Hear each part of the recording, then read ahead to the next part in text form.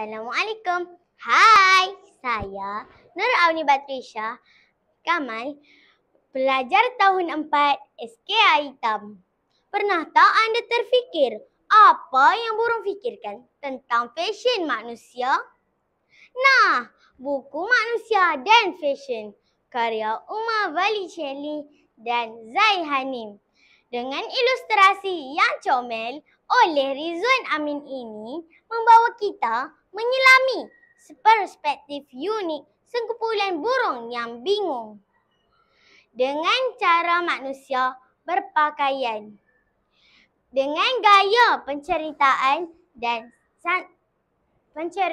santai dan penuh jenaka, buku ini bukan sahaja menghiburkan tetapi juga menyelitkan sindiran halus terhadap trend fashion manusia.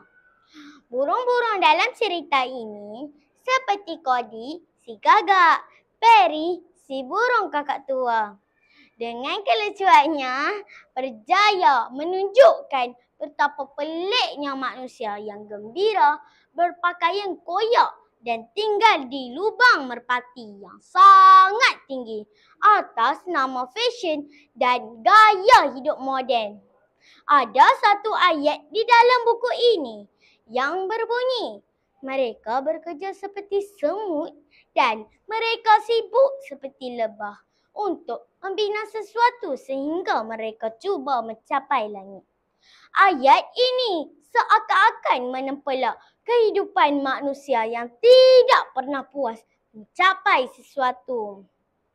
Mengapa anda perlu baca buku ini? 1.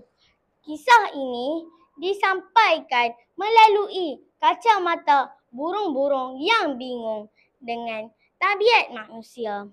Idea ini segar dan membuatkan pembaca melihat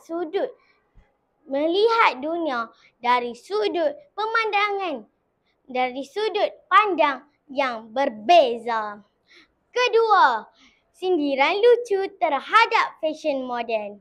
Konsep pakaian koyak dan rumah tinggi digambarkan dengan jenaka yang mencuit hati. Ketiga, dialog yang menggeletek jiwa. Percakapan antara burung-burung dan cikgu mereka, Encik Ohud, sangat mencuit hati.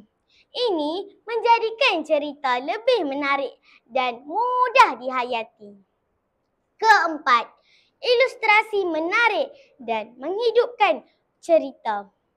Dengan ilustrasi Rizwan Amin ini, pembaca bukan sahaja membaca tetapi menikmati visual yang menghidupkan watak burung.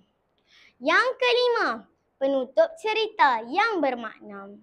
Encik Ohud menutup cerita dengan mesej yang mengajak pembaca berfikir kembali keputusan yang mereka buat dalam kehidupan, terutamanya dalam aspek fashion dan budaya.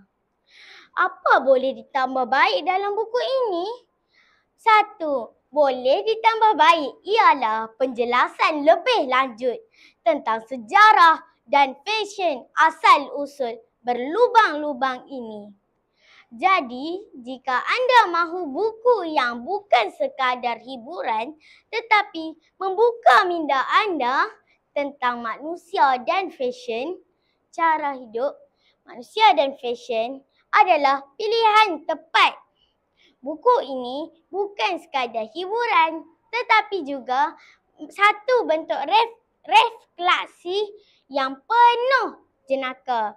Menarik bukan buku ini? Jom kita baca.